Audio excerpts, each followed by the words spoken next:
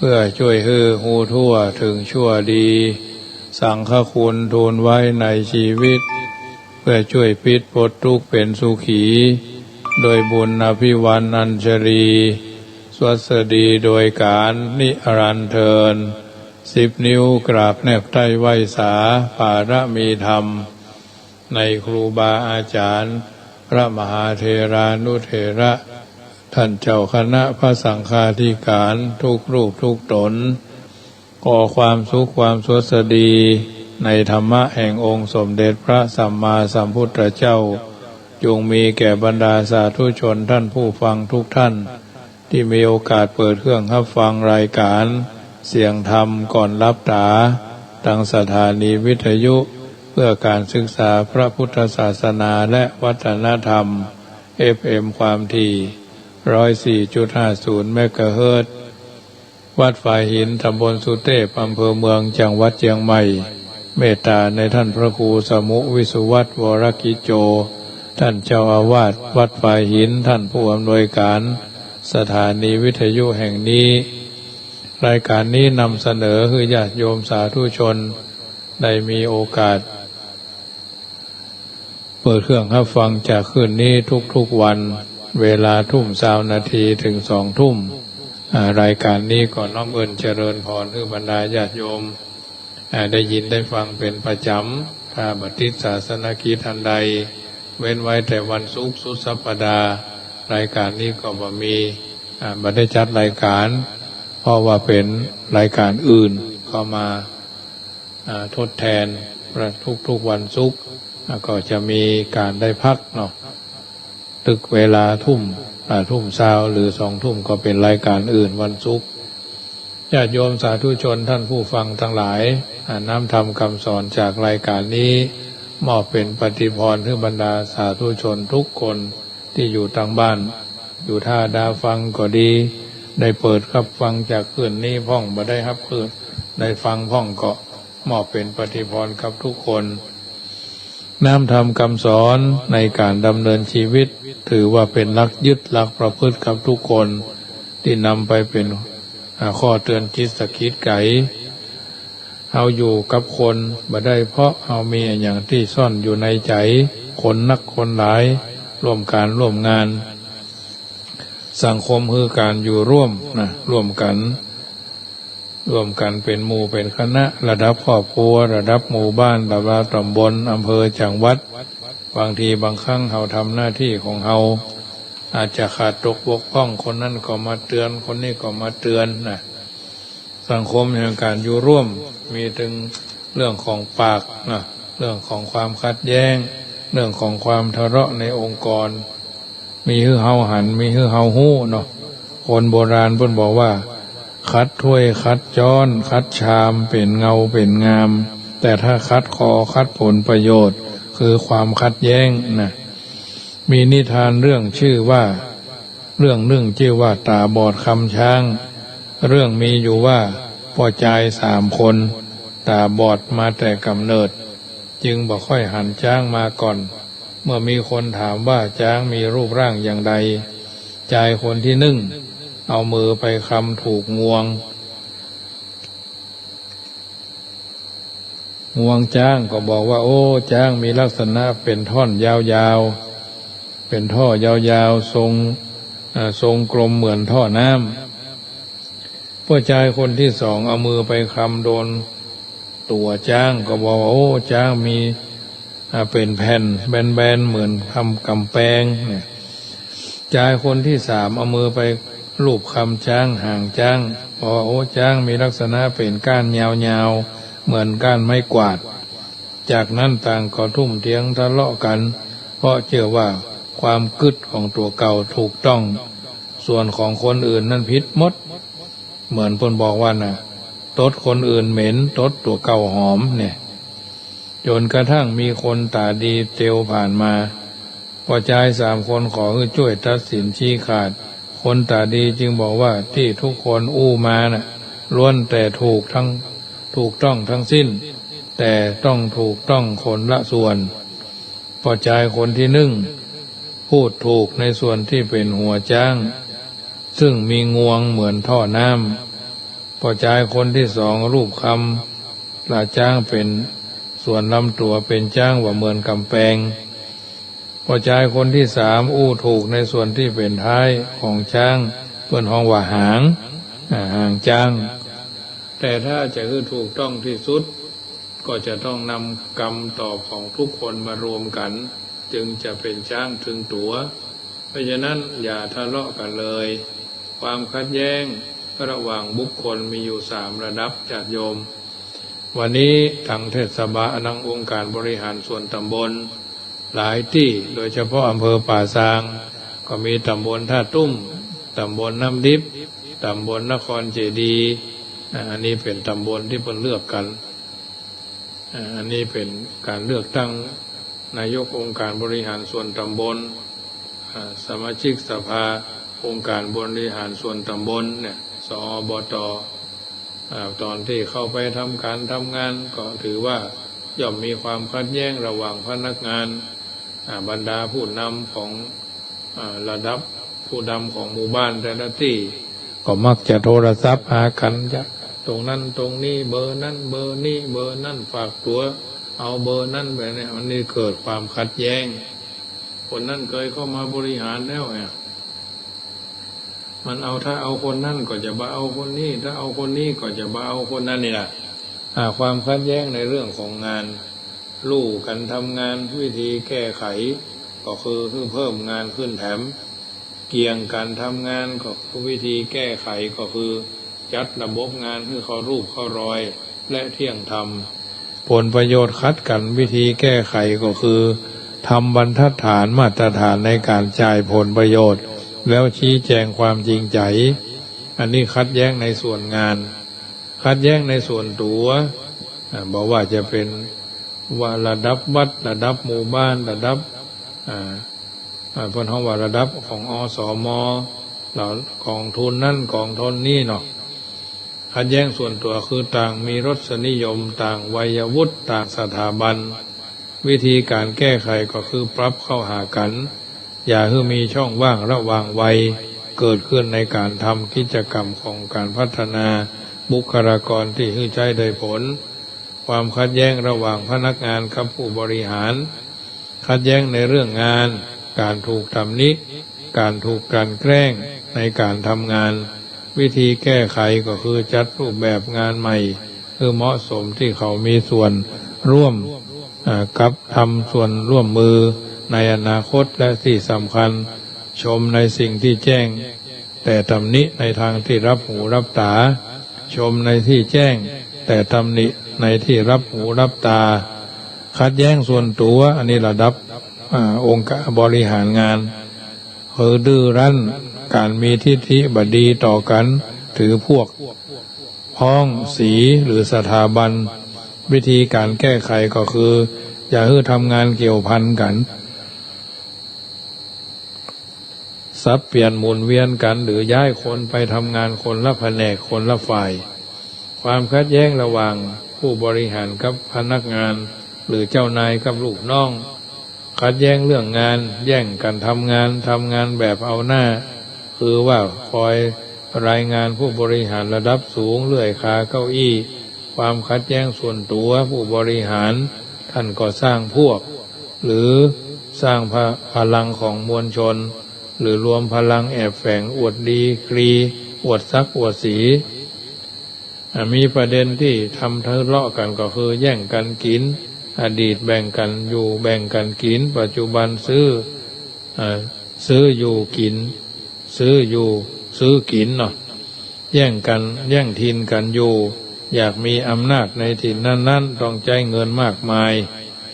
แย่งคู่กันพิศวาสมีกู้ครองแล้วก็ยังหาผู้ช่วยภรรยานำมาซึ่งทะเลาะกันและปัญหาสังคมแย่งกันเป็นใหญ่อยากมีอำนาจสามารถที่สร้างคนในองค์กรพวกบ้าอำนาจเนาะเพิ่นเฮาว่าเป็นคนบ้าอำนาจบ่เท่าแต่นั้นเพิ่นบอกว่าจนทรัพย์ไม่มีเงินใช้จนตรอกไม่มีทางไปจนใจไม่มีทางคิดจนแต้มไม่มีทางเดินจนมุมไม่มีทางหนีจนปัญญาหาทางออกมาได้ นักปราชญ์คือข้อคิดว่าจงอย่าอายที่เกิดมาเป็นคนจนแต่จงอายที่ดำรงตนเป็นคนเลวนะจงอย่าอายที่เป็นคนที่เกิดมาเป็นคนจนแต่จงอายที่จะดำรงตนเป็นคนเลวอันนี้นำมาอุเอิญเจริญพรบรรดาญาติโยมสาธุชนท่านผู้ฟังทั้งหลายคิดพิจารณาการดำเนินชีวิตแห่งประการหนึ่งในการดำเนินชีวิตก็คือครอบครัวอบอุ่นเนาะครอบครัวอบอุ่นอย่างใดญาติโยมมีครอบครัวอบอุ่น สมการชีวิตคู่ในการทำงานคือสนุกเนาะชีวิตคู่การใช้ชีวิตคู่จึงมีความสำคัญต่อการดำเนินชีวิตและการทำงานเป็นธรรมดาที่ชีวิตคู่ต้องมีการกระทบกระทั่งกันเป็นธรรมดาเหมือนลิ้นกับฟันแต่ต้องอาศัยซึ่งกันและกันและทั้งสองฝ่ายลดทิฐิมานะเป็นฝ่ายที่ยอมพ่องภัยยอมก่อนเป็นผู้ชนะตำราดูพ่อชายดูแม่หญิงเพิ่นบอกว่าตำราดูแม่หญิงดูหญิงชายก็คือดูชายให้ดูที่ขนดูหญิงให้ดูที่ก้นนะตำราดูแม่หญิงดูพ่อชายเพิ่นดูที่ขนแม่หญิงคือดูที่ก้นดูที่พ่อชายดูที่ขนก็หมายความว่าขนทรัพย์เข้าบ้านขนความดีเข้าบ้านขนความหู้เข้าบ้านขนเปื้อนดีเข้าบ้านเข้าครอบครัวอันนี้ขนเข้าแม่หญิงหรือหญิงให้ดูที่ก้นหมายความว่าก้นหม้อขางก้นกระทะสะอาดก่อถ้วยโถโอชามสะอาดก่อบ้านหอเฮือนเดือนดาวสะอาดก่อแม้กระทั่งรถยานพาหนะที่ขับไปมาน่ะรถสะอาดก่อหน้านั่งก่อบ้านประจองหอเฮือนไปลาไปเนี่ยเหี่ยวหาสะอาดสะอ้านก่อน่ะถ้าสะอาดก็แสดงว่าสุดยอดแม่หญิงหรือแม่หญิงเนาะอันนี้คือพอใจดูที่ขนแม่หญิงดูที่ก้นบ่ใช่ก้นสะโพกบ่ใช่อันอย่างอันนี้ดูแถมอย่างหนึ่งทีนี้การหาชีวิตคู่สู่ความสุขในครอบครัวความจำสั้นแต่ฮักฉันยาวนะแต่บางคนความจำสั้นแต่แค้นฉันยาวนะความจำสั้นแต่รักฉันยาวบางคนความจำสั้นแต่แค้นฉันยาวคาถาชีวิตคู่ก็คือขยันเอาเข้าไว้ขยันก็ทำงานสัมมาอาชีพเอาก็คือเอาอกเอาใจซึ่งกันและกันพ่อมันไปทำงานมากะแม่มันไปทำงานกะลูกไปทำงานไปโรงเรียนหนังสือไปเรียนหนังสือมาเหนื่อยก็อิดก็ม้อยก็เนาะขยันเอาเอางานสัมมาอาชีพในทางที่สุจริตไม่ใช่ว่าไปทำงานมันเข้าปี2 ปีตำรวจมาเตะบ้านล่ามีรถมีลามียานพาหนะเล่นเกมฟุตบอลมวยอื่นๆเนาะดังที่มีข่าวเล่นเกมเสี่ยงเป็น200,000 300,000เป็น400,000 500,000ก็มีนะเล่นเกมในมือถือนั่นน่ะแม้กระทั่งระดับวัดก็เหมือนกันมีอยู่บ่อยๆแต่ว่าปกปิดกันบ่ได้นะพระเนนตนใดอยู่ในห้องวันค่ำนี่นะระวังให้ดีหมู่เนี่ยตัวปัญหานะเปิ่นไปห่ำไปเย็นก็บ่ไปเล่นโทรศัพท์คืนหุ่งวันค่ำพอตายังแมวตายังมีแพนด้าบางตนบางองค์นะเข้าก็คือเข้าใจกันอภัยกันอย่างว่าธรรมภาพเนี่ยถึงบอกตั้งแต่แรกๆเวลาสวดมนต์จะมาก็ตามบ่มาก็ตามว่า3 เทื่อก็พอแล้วญาติโยมเอ๋ยเพราะฉะนั้นเตือนครั้งที่1บอกครั้งที่1มาก็ตามบ่มาก็ตาม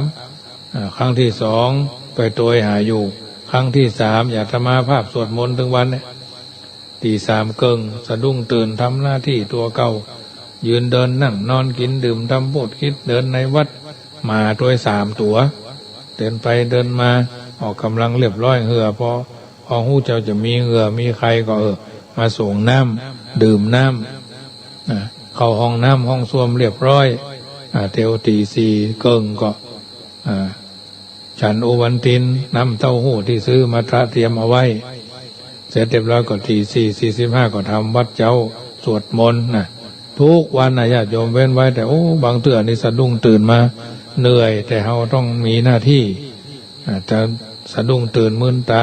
บางคืนก็นอนดึกบางคืนก็ถ้าเรานอนดึกเนี่ยนะนอนเจ้าเนี่ยนะสัก2-3 ทุ่มเนี่ยนะเตื่นเข้านอนมันหวั่นรับเตื่นรับสักวุฒิเสมอหมาเฮาฮะนั่นนี่สะดุ้งตื่นแบบละเอารับบัดสนิทนะบางทีบางครั้งก่อนขาบรับอย่ารับไปบางทีก็ตี 1 ตี 2มาเฮาความเป็นผู้นำระดับวัดนี่นะมันถือเป็นอย่างนี้อันนี้ก็ถือว่าญาติโยมก็ไว้เนื้อเชื่อใจปล่อยดูมอบหมายดูแลวัดวัดนี้ก็เป็น100 กว่าปีไม่ใช่สมบัติพ่อไม่ใช่สมบัติแม่เนาะแต่ว่ามีใจศรัทธามาอยู่จุดนี้ญาติโยมก็มอบไว้ความไว้เนื้อเชื่อใจสิ่งที่สามารถที่เคลื่อนไหวมาได้เนาะที่เคลื่อนไหวมาได้ฝากดูแลอุโบสถวิหารศาลาการประเรียนพระธาตุเจดีย์พระพุทธรูปญาติโยมใครจะไปเอาไปไหนดูแลคือเพิ่นจนกว่าชีวิตจะหาไม่ดูชีวิตพระเจ้าพระสงฆ์เนี่ยนะถ้าอยู่ไปถ้าเป็นพระราชาคณะเจ้าคุณถ้าเป็นพระครูก็พระครูสัญญบัตรพระครูมีราชทินนามเนาะอันนี้เพิ่นจะได้ไฟพระราชทานไม่ขีดแต่กล่องนึ่งเจ้าหน้าที่แต่งตัวเต็มยศแห่บรรเลงเพลงอันนั้นอันนี้ก็มาอันนี้เป็นเรื่องที่นำมาอุเอิญเจริญพรให้ญาติโยมฟังชีวิตต้องมีความขยันต้องมีการเอาอกเอาใจเข้าหากันอภัยกันไว้เนื้อเชื่อใจกันภรรยาดีต้องมี4 น้ำดื่มให้ชื่นใจน้ำใช้ให้สบายน้ำใจให้เลิศล้ำน้ำคำให้อ่อนหวานภรรยาดีต้องมี4 น้ำดื่มให้ชื่นใจน้ำใช้ให้สบายน้ำใจให้เลิศล้ำน้ำคำให้อ่อนหวานเพราะฉะนั้น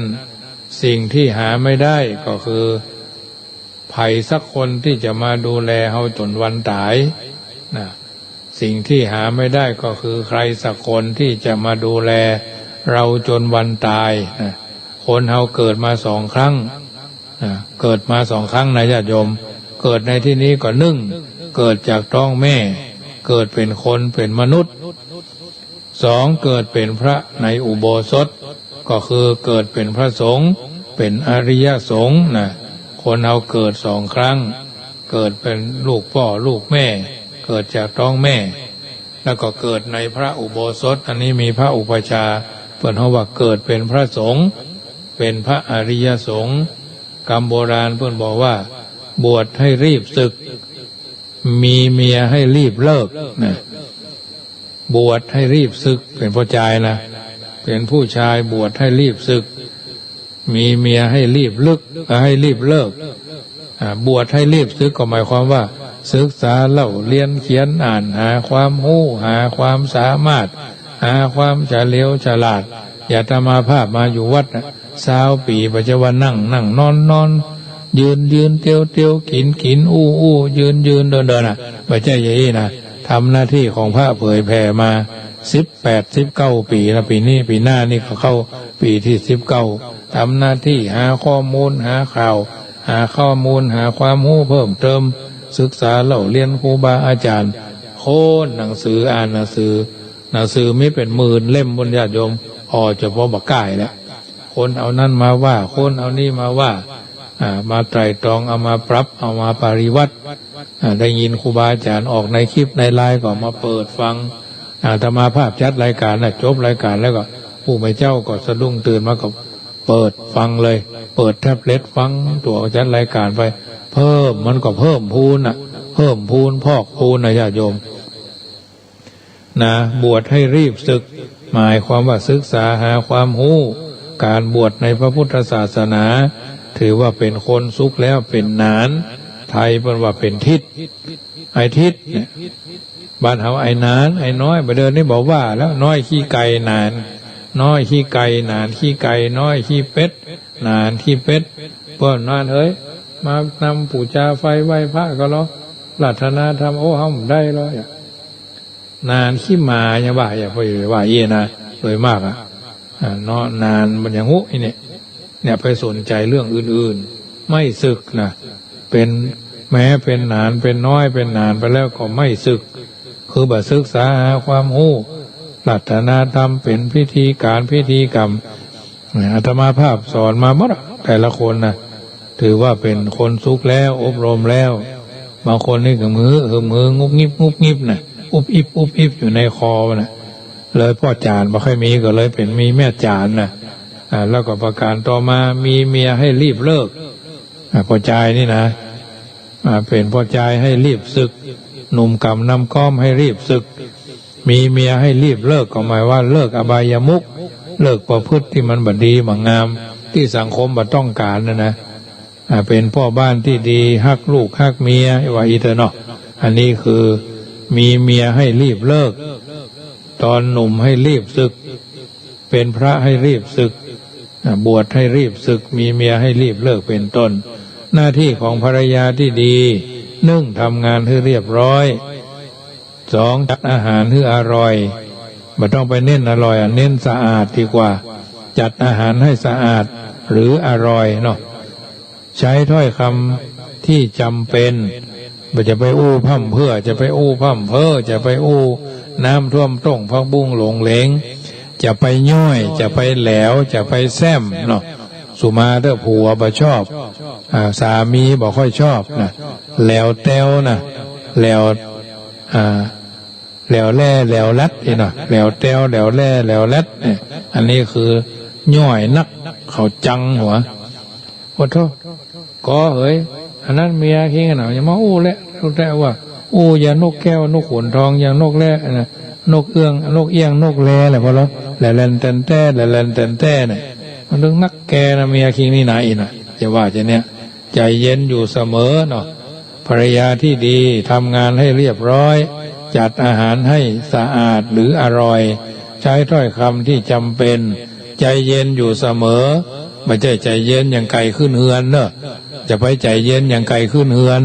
จะไปใจเย็นอย่างน้ำวังจะไปใจเย็นอย่างน้ำลวกไก่อันนั้นแล้วมันใจเย็นนะอันเพื่อนเขาว่าใจลวกนะประการต่อมาเพื่อนบอกว่าผัวแก้วเมียขวัญผัวแก้วก็คือสามีดีสามีมีดีสามีดีมีห้าท่านว่าไว้หนึ่งใส่ใจยกย่องประคองขวัญสองไม่ดูถูกภรรยาให้จาบันสามผูกพันไม่นอกใจจนวายวางสี่มอบความเป็นใหญ่ให้เสร็จสับห้าให้เครื่องประดับสำหรับร่างห้าสมบัติห้ามีครบจบไม่จางเป็นเยี่ยงอย่างยอดสามีดีนักแลนะสามีดีมีห้าท่านว่าไว้หนึ่งใส่ใจยกย่องประคองขวัญสองไม่ดูถูกภรรยาให้จาบันสามผูกพันไม่นอกใจจนวายวางสี่มอบความเป็นใหญ่ให้เสร็จสับห้าให้เครื่องประดับสำหรับร่างสมบัติห้ามีครบจบไม่จางเป็นเยี่ยงอย่างยอดสามีดีนักแลเมียขวัญก็คืออันเมียดีมีสี่อย่างช่างดีแท้ดีเหมือนแม่รักลูกเต้าเจ้าจอมขวัญดีเหมือนเพื่อนยอมตายวายชีวันดีเหมือนน้องคอยป้องกันให้พี่ชายพี่สาวดีเหมือนทาสผู้ภักดีมีความสัตย์สารพัดเอาใจไม่ขาดสายสี่อย่างนี้ข้อใหญ่ใจผูกชายลองไปใช้จะได้ผลทุกคนเอ่ยนะอันนี้เมียขวัญผัวแก้วกับเมียขวัญอยู่ด้วยกันท่านี้หน้าที่ของพ่อแม่ที่ดีก็คือห้ามความชั่วตั้งตนเป็นคนดีมีความรู้ จัดคู่ฮือคู่จัดคู่ให้อยู่ครองมอบมองมรดกก็คือตัดชั่วตัวดีวิชาอยู่คู่บุญทุนมีนะสิ่งที่ดีพ่อแม่คือลูกก็คือกำเนิดหมายความว่าชีวิตเลือดเนื้อน้ำนมก็คือเลือดหลั่งออกจากอกแม่หล่อเลี้ยงชีวิตลูกจนใหญ่ตีนเต้าฝาหอยเลี้ยงบะใหญ่กองใหญ่เลี้ยงใหญ่มาเป็นงูเห่างูจ๋องเนี่ยอันนี้ก็คือให้น้ำนมให้การอบรมแนะทำทางดีๆให้หลีกทางชั่วให้บรมธรรมหมายความว่าบอกอุบายการดำเนินชีวิตที่ดีนี่ก็คือให้กำเนิดให้น้ำนมให้การอบรมให้บรมธรรมลูกสาวลูกบ่าวก็คือกระจกเงาของพ่อแม่เพิ่นถึงบอกว่าลูกศิษย์โชวัดลูกสัตว์โชเจ้าของลูกน้องโชเจ้านายลูกหญิงลูกชายโชพ่อโชแม่นะหากคุณนำดอกไม้ใส่มือเด็กเขาจะกลายเป็นคนจิตใจงดงามหากคุณนำธรรมะใส่มือเด็กเขาจะกลายเป็นคนดีหากคุณนำความก้าวร้าวใส่มือเด็กจะกลายเป็นคนอันธพาลคนในฐานะที่เป็นพ่อเป็นแม่ญาติโยมที่ฐานะเป็นพ่อเป็นแม่ทุกวันนี้เอานำอันอย่างใส่มือละอ่อนมือถือหัวโวยวะปัญญาวะสปะยี่ห้อนะที่เขาทำกันนะ Oppo วะ iPhone วะSamsung วะสปะอย่างมันถึงมีอันหมดอ่ะยี่ห้อนี่นะเดี๋ยวนี้เอามือถือให้เด็กก็กลายเป็นคนไม่ทำการทำงานไม่ร่ำไม่เรียนหนังสือนะเนี่ยกระจกส่งพ่อส่องแม่หินไปเถอะลูกเอ้ยต้องกลัวกินชิ้นจ้างได้สำลีอย่าไปสอนลูกสอนหลานย่าเนี่ยนะหน้าที่ของพ่อแม่ทางกายทางใจหน้าที่ทางกายห้ามความชั่วตั้งตัวเป็นคนดีมีความรู้จัดคู่ครองมอบกระกองมรดกหน้าที่ทางใจก็คือพาลูกเข้าวัดฒนธรรมประเพณีเฮานี่แหละหรือไปวัดวาอารามก็ได้พาลูกเข้าวัฒนธรรมประเพณีสำคัญหัดลูกสวดมนต์ฝึกฝนทำบุญทำทานสอนกรรมฐานภาวนาสอนให้ลูกมีกำลังใจมั่นคงเป็นคนเป็นห้องว่าเป็นคนมี กำลังใจที่ดีสอนกรรมฐานภาวนานำพาลูกไปบวชนำพาลูกไปบวชอย่างน้อยๆก็บวชกายบวชใจเสียก่อนแล้วค่อยๆบวชใจไปในที่สุดพ่อแม่เลี้ยงดูลูกด้วย6 ป.อย่างพ่อง1ปกครองดูแลลูกอยู่ให้เป็นสุขปกคลุมก็หมายความว่ายามลูกหนาวก็จะใจอ้อมแขนปกครองปกคลุมไว้ลูกไว้ปกป้องก็คือคุ้มครองปกป้องอันตรายดินฟ้าอากาศยุงลิ้นไรยุงเนาะหรือสิ่งสาราสัตว์ทั้งหลายโรคภัยไข้เจ็บทั้งหลายแล้วก็ปกปิดความบดีความลับความด้อยของลูกไว้5ปกป้องรักษาดูแลสุขภาพกายดูแลรักษาให้สุขสบายยามเจ็บไข้ก็รักษาปกเกตก็คือปกเกล้าคุ้มครองชีวิตให้ร่มเย็นนะปกเกล้าคุ้มครองชีวิตให้ร่มเย็นอันเนี้ยญาติโยมสาธุชนจึงนำมาอู้เอิ้นเจริญพรบรรดาญาติโยมสาธุชนได้ยินได้ฟังแล้วก็จะได้นำมาเป็นข้อเตือนจิตสกิจใจเป็นลำดับไปต่อมาแห่งข้อหนึ่งก็คือสูตรพ่อบ้านต้องมี4 หมอพ่อบ้านนะต้องมี4 หมอ1ยามลูกเมียป่วยไข้ต้องเป็นหมอยายามลูกเมียอยากได้ยามลูกเมียอยากรู้โชคชะตาต้องเป็นหมอดูอย่าเกิดคดีความต่อสู้พ่อต้องเป็นหมอความยามจะได้ลูกงามต้องเป็นหมอตำแยนะยามลูกเมียป่วยไข้พ่อต้องเป็นหมอยา ยามลูกเมียอยากรู้โชคชะตาต้องเป็นหมอดูเกิดคดีความเพื่อจะต่อสู้พ่อบ้านต้องเป็นหมอความยามอยากจะได้ลูกงามๆต้องเป็นหมอตำแยอันนี้ถือว่าเป็นสิ่งที่น่าคิดไปเรื่อยๆญาติโยม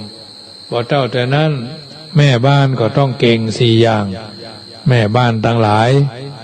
หัวหน้าบ้านรองจากพ่อบ้านมา1เก่งครัว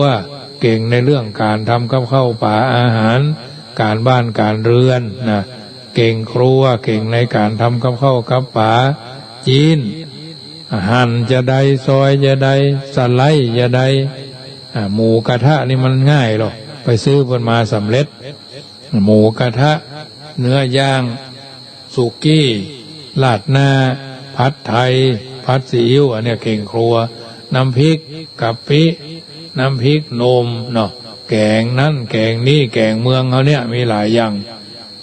แกงแค่แกงอ่อมยำปิยำไก่ใส่พริกหนุ่มพริกดำเนาะอันเนี้ยถือว่าเก่งครัวหุงข้าวได้ก็นึ่งข้าวเป็นก็แจ่ข้าวมาน้ำหรือยังก่อนจะรับจะนอนต่อ2เก่งครั้งก็คือมูจักเก็บหอมรอมริบทรัพย์สินที่พ่อบ้านหามาได้เก่งครั้งเก็บไว้มี100จ่าย100หมดจิบมี100จ่าย10เหลือหลายมี100จ่าย1,000วอดวายรู้ใช้รู้จ่ายสบายนะมีสลึงพึงบรรจบให้ครบบาท4 บาท4 บาทเป็น1 สลึงนะมีสลึงพึงบรรจบให้ครบบาทนะอันนี้น่าเป็นเรื่องที่น่าคิดโดยกันนี่แหละเก็บหอมรอมริบ2 3เก่งช่างก็คือเย็บปักถักร้อยเสื้อผ้าที่ขาดที่หลุดที่ลุ่ยที่มดตลอดถึงซ่อมแซมเครื่องใช้ไม้สอยเท่าที่จะทำได้เก่งหมอยามลูกเจ็บไข้ได้ป่วยสามีเป็นอันนั้นอันนี้ลูกบ่ได้เป็นอัมพฤกษ์เป็นอัมพาตเป็นขี้เหล้านอนไหนหัวนอนหมาเลียปากที่ไหนก็เอารถ3 ล้อหรือรถพ่วงไปโตยเอามาแต่มาภาพของผู้จักโยมคนหนึ่งที่บ้านบ่อหินเนาะเนี่ยโอ้สมัยผัวเพิ่นยังอยู่เนาะพ่อบ้านเพิ่นยังอยู่นอนเหี้ยนอนหายเมายุบเหล้าที่ไหนภรรยาก็เอารถพ่วงไปใส่ปีกมาเป็นเมียยอดกตัญญูได้แล้วนะต้องรู้จักจัดการดูแลปฐมพยาบาลเบื้องต้นจึงสรุปได้ว่าญาติโยมสาธุชนกราบพระ10,000 องค์แสนองค์แต่หากไม่เคยกราบพ่อกราบแม่ก็เท่าว่าไม่มีคุณค่าอะไรเลยพ่อพระหรือพระพ่อพระแม่คือพระในบ้านที่ดีที่สุดนะกราบพระ10,000 องค์แสนองค์แต่หากไม่เคยกราบพ่อกราบแม่ก็เท่ากับว่าไม่มีคุณอะไรเลยพระพ่อพระแม่คือพระในบ้านดีที่สุดแล้วนำมาอุเอิญเจริญพรบรรดาญาติโยมสาธุชนนำไปคิดพิจารณาในการดำเนินชีวิตของเราเป็นลำดับไปวันนี้รายการเสียงธรรมก่อนรับตามาถึงช่วงสุดท้ายก่อนนำรายการจากท่านไปก็ขอประชาสัมพันธ์ข่าวสารงานบุญวัดจังกรรมจะมีการไปทำบุญถวายพระพุทธรูปณสำนักสงฆ์ห้วยเกียงสมพระมจาริกวันที่19 เดือนธันวาที่วัดห้วยเกียงตำบลแม่วินอำเภอแม่วางญาติโยมสาธุชนให้กินไข่ตาลร่วมเป็นเจ้าภาพปูกระเบื้องในศาลาของเปิ้นคือมันแล้วซึ่งก็ขาดทุนทรัพย์ไปจำนวนหนึ่งธรรมาภาพของทางนี้ว่าจะตั้งกองพระป่าไว้999 กองละ99 บาทจากวันนี้ไปจนถึงวันที่19ได้เท่าใดก็ไปตามนั้นนะญาติโยมทางนี้ท่านนั้นก็เป็นการช่วยกันแบ่งเบาภาระซึ่งกันและกันตามเจตนาท่านเศรษฐีใจบุญนายทุนใจดีให้กินให้ทานก่อนน้องเอิญเจริญพรที่0615476539แต่เจ้าก็โยมแม่เพิ่นก็หอมมา 1,000 บาทก็จะไปสมทบเพิ่นแล้วก็งานที่2เชิญร่วมทำบุญเป็นเจ้าภาพปู่จาเตียนนพเคราะห์109เนาะ109พุทธคุณ109ณมณฑลพิธีวัดจังกรรมในคืนวันที่29ท่านใดที่มีอายุลงท้ายด้วยเลข1 เลข3เลข5เลข7เลข9ในปี2565คือปีขานที่จะถึงนี้น้ำเอิญเจริญพรเป็นเจ้าภาพบูชาเทียนได้เมินไหนก็ทำครั้งหนึ่งปีนี้ก็ทำเป็นปีที่14แล้วเนาะบูชาเทียนนพเคราะห์227 เล่มละ99 บาทญาติโยมสามารถแจ้งความประสงค์เป็นเจ้าภาพได้โดยการส่งชื่อนามสกุลวันเกิดเดือนเกิดปีเกิดของท่านจะได้เขียนไว้ในไส้เทียนแล้วก็ฟันเป็นสีสายบูชาเทียนทางวัดก็จะจุดที่นี่หมดนะคืนวันที่29เวลาประมาณทุ่มโดยประมาณมีการสวดนพเคราะห์นิมนต์ทุเจ้าเก้าตนมาจำเริญพระพุทธคุณพระธรรมคุณพระสังฆคุณตามลำดับวันเนาะวันละ3 รอบ3 รอบ3 รอบ3 9 7 รอบเนาะเพื่อญาติโยมได้เป็นที่ละเมาเอาใจแล้วก็จะมีพิธีการกวนข้าวติ๊บในคืนวันที่29โดยญาติโยมท่านใดจะเป็นผู้บริจาคข้าวถั่วงาอ้อยน้ำผึ้งน้ำอ้อยน้ำตาลงาขาวงาดำงาลูกข้าวสารน้ำผึ้งน้ำอ้อยก็สามารถร่วมทำบุญได้ตามเจตนาของท่านกวนข้าวติ๊บส่วนเจ้าภาพพระธรรมเทศนาในคืนในวันที่30ตลอดวันตั้งแต่ตี 5จนกระทั่งถึงยังโวยก็ถึง2 ทุ่มยังจ้าก็3 ทุ่มเนาะอันนี้แล้วแต่พระองค์เทศเป็นอยู่ใกล้อยู่ไกลอันนี้ก็เป็นโอกาสที่เราสามารถร่วมเป็นเจ้าภาพการเทศการทำได้ถ้าเป็นเจ้าภาพเป็นเฉพาะการละ2,500 บาทเนาะ2,500 บาทถ้าเป็นกองบุญก็การละ45กองบุญละ99 บาทเพราะที่ว่าตั้งไว้เป็นกองบุญนั้นบางคนเพิ่นมีปัจจัยบ่หลายก็จะได้รวบรวมเป็นปัจจัยกัน1ละ2,053กันก็บวกลบคูณหารเอานะตามที่เขามีความพร้อมทางนี้ทางนั้นก็แล้วแต่บุญกุศลและเจตนาในวันที่30ฟังธรรมมหาจารย์ทางคืน104นี่ก็คงจะได้มาถ่ายทอดจะได้ทำหนังสือกับเรียนให้ท่านพระครูสมุวิสุวัตทราบเป็นคำหนึ่งวันนี้พอเวลาก็คงจะสมสมัยรายการเสียงธรรมก่อนรับตาก็มาถึงช่วงสุดท้ายวันนี้เราทำบุญแล้วสบายใจเราทำดีแล้วหรือยังบุญจากการทานชำระความโลภบุญจากการรักษาศีลชำระความ